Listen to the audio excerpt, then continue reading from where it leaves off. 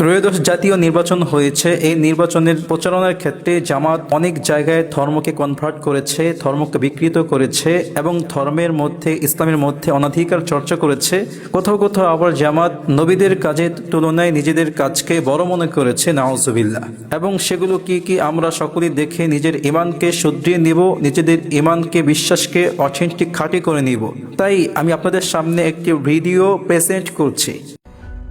ধর্ম অবমাননা যেন থামছেই না জামাতের। কর্মী, সমর্থক থেকে শুরু করে দলটির মনোনীত এমপি পদপ্রার্থী, এমনকি দলটির সর্বোচ্চ কেন্দ্রীয় নেতা থেকেও শোনা যাচ্ছে বেফাঁস কথাবার্তা। তাদের কর্মীরা জান্নাতের লোভ দেখিয়ে ভোট চাইছে। জামাতে ইসলাম করাটা আপনার আমার নৈতিক দায়িত্ব। কি দায়িত্ব?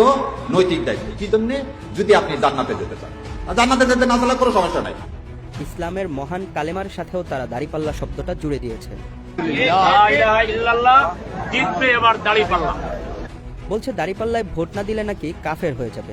কেউ যদি চোরমুনায় আর জামাতকে ছাড়া ভোট দেয় তাহলে সে কাফের হয়ে যাবে। সোজা কথা, সে কাফের হয়ে যাবে, সে ইসলামের মধ্যে থাকবে না। আবার বলছে বিড়ি খেয়ে দাড়িপাল্লার প্রচারণা চালালেও নাকি পিছনের সব গুনাহ মাফ হয়ে যাবে। আমার ভাই হয়তো কোনোদিন ইবাদত করার সুযোগ পায় নাই, ওই শুকটান দেওয়া বিড়ির মধ্যেও যদি সে ওই দাড়িপাল্লার দাওয়াত দিয়া আল্লাহর দ্বারে কবুল হয়ে যায়, এমনও হইতে পারে পিছনের সব আল্লাহ মাফ করে দিয়ে তার তো ভালো করি। এমনকি এই মার্কা নিয়ে তারা মহান আল্লাহ তাআলার শনেও অবমাননা করে মন্তব্য করছে। বলছে আমাদের আল্লাহ যেন নিজেই দাড়িপাল্লাকে প্রতিষ্ঠিত করার জন্য এই বাড়ি উঠা বেড়ে লাগছে। আল্লাহ নাকি তাদের মার্কা জিতিয়ে দেওয়ার জন্য উঠে পড়ে লেগেছে, অথচ আল্লাহ তাআলার জন্য উঠে পড়ে কিছু করা লাগে না। কোরআনের ভাষায় কুন ফায়াকুন, অর্থাৎ তিনি যখন কিছু চান হও বললেই হয়ে যায়। সচেতন আলেমরা যে প্রতিবাদ করবেন সেই সুযোগও তারা রাখছেন না। রোজা এবং পূজা নিয়ে মন্তব্যের প্রতিবাদ করায় খতিবকে নোটিশ পাঠিয়েছে। ইমাম খতিবের পক্ষ থেকে, সমস্ত মুসলিমদের পক্ষ থেকে এটাকে অবাঞ্ছিত ঘোষণা করা হলো। নিরীহ ইমামের চাকুরি তারা কেড়ে নিয়েছে। তাদের ভুল নিয়ে যেন আলোচনা না হয় সেজন্য কওমি ধারার আলেমদেরকে মসজিদ থেকে সরিয়ে দিতে বলেছে। মসজিদের সাথে ৪-৫ জন দরসে নিজামের আলেম থাকেন, এই জন্য প্রত্যেকটা মসজিদে আমাদের নক করা উচিত এবং মসজিদ কমিটিতে আমাদের ঢোকা উচিত। তাদেরকে নিয়ে ওয়াজের ময়দানে কটূক্তি করেছে। এই দেশে যারা এই চার দেওয়ালের মাঝখানে লেখাপড়া করা মানুষ, এদের সর্বোচ্চ চাহিদা যে একটা মসজিদ আর একটা মাদ্রাসা পেলেই হবে।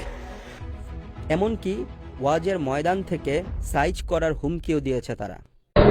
কওমির আলেমদের বলছি, জামাত ইসলাম নিয়ে, শিবির নিয়ে, মওদুদি নিয়ে অপপ্রচার চালা বন্ধ করুন। আপনি যদি বন্ধ না করেন, সামনে আবারও ৭১ কায়েম করবার জন্য আলেমরা অপেক্ষা করছেন। অথচ যে কারণে আলেমরা তাদেরকে অপছন্দ করেন, সেই বিশ্বাস ও আচরণ তাদের মাঝে এখনো বিদ্যমান। তারা মুখে বলেন আমরা মওদুদিকে মানি না। মাওলানা মওদুদিকে আমরা কখনো ইমাম মানি নাই, আমরা উনাকে আকীদার ইমাম মনে করি না, উনাকে আমরা ফিকার ইমাম মনে করি না। কিন্তু মওদুদির মতোই তারা ইসলামের তরতিবে পরিবর্তন করেছে।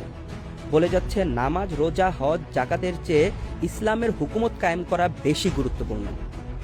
নির্বাচন করা, এই জন্য নামাজ, রোজা, হজ, যাকাত, কালেমা চাইতে আপনি মুসলিম রাষ্ট্রের নেতা নির্বাচন করা সব খরচের বড় খরচ। নবীগণ ও সাহাবাদেরকে যেখানে মুসলমানরা সর্বোচ্চ মর্যাদার চোখে দেখেন, সেখানে মওদুদির মতোই তার এই অনুসারীরা তাদের সম্মান নিয়ে খেলছে প্রতিনিয়ত। বলছে হযরত ওমর রাদিয়াল্লাহু তাআলা আনহু নাকি ইসলাম গ্রহণের আগে ডাকাত ছিলেন। ওমর রাদিয়াল্লাহু তাআলা ইসলাম গ্রহণ করার আগে কি ছিল? সবচেয়ে জঘন্য মানুষ ছিল, পরশু ছিল। বলছে ইব্রাহিম আলাইহিস সালাম এর কোরবানির চেয়েও জামাতের নেতার কোরবানি নাকি বড়। কেন্দ্র থেকে মোবাইল করলো আমাকে, মোবাইল করে বললো যে খান সাহেব আপনাকে তো কোরবানি দেওয়া হলো। তা আমি বললাম এই কোরবানি কি ইব্রাহিম আলাইহিস সালামের বেটা ইসমাইল আলাইহিস সালামের?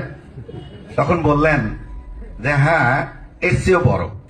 বলেছেন নবী সাল্লাল্লাহু আলাইহি ওয়াসাল্লাম মক্কা থেকে পালিয়ে গিয়েছিলেন, নাউজুবিল্লাহ। মুসলমানরা শাসন করেছে, তাহলে এত প্রভাবশালী একজন ম্যানেজমেন্টের ক্যাপাসিটি সম্পন্ন শাসক কেন মক্কায় এক্সিস্ট থাকা সত্ত্বেও মক্কা থেকে আল্লাহ রাসূলকে পালিয়ে যেতে হলো? তাদের সর্বোচ্চ নেতা ডাক্তার শফিক বলেছেন ইসলামে যে শালীন পোশাকের ধারণা রয়েছে সেটা না করেই নাকি অনেক মহিলা আমাদের নবীজির কাছে এসে কথা বলতেন, তারপরেও নবীজি তাদেরকে শালীন পোশাক পরতে বলতেন না। বহু মহিলা এসেছেন তার প্রয়োজনের কথা বলতে, তার পোশাক ইসলাম যেটুকু শালীনতার প্রত্যাশা করে ওরকম না, তিনি এসেছেন তার মতো পোশাক। আল্লাহ রাসূল কখনো এমন কোনো এভিডেন্স নাই বলেছেন মা আগে আপনি যান একটু পোশাকটা শালীনতার সাথে পরে আপনি আসেন, নেভার, কখনো বলেন নাই। একটা বা দুটা ঘটনা হলে, একজন বা দুজন এরকম বললে সেগুলোকে আমরা বিচ্ছিন্ন ঘটনা বা স্লিপ অফ টাং বলতে পারতাম, কিন্তু এত পরিমাণ ঘটনা যখন আমাদের সামনে আসে তখন এই কথা বলার কোনো সুযোগই থাকে না। স্পষ্ট ভাষাতেই বলে দেওয়া যায় জামাত একটা ভ্রান্ত দল। তাদের প্রতিষ্ঠাতা আবুল আলা মওদুদী ধর্মের যে অপব্যাখ্যা ও অবমাননা করেছিল সেখান থেকে একটুও তারা ফিরে আসেনি, বরং দলটির বর্তমান সদস্যরা দলটিকে আরও বেশি ভ্রান্ত হিসেবে প্রমাণ করছে। শেষ কথা হচ্ছে, দলকানা হয়ে দলের প্রতি অন্ধভক্ত হয়ে আমরা সকলেই আমাদের ইমানকে নষ্ট করব না, আমাদের বিশ্বাসকে নষ্ট করব না, তাই অন্ধ অনুসরণ করা যাবে না। এই প্রসঙ্গে ইমাম হাইসামি মাজমাউল জাওয়ায়েদের মধ্যে একটা হাদিস উল্লেখ করেছেন, قال ابن مسعود رضي الله تعالى عنهما لا تكونن احدكم امعة।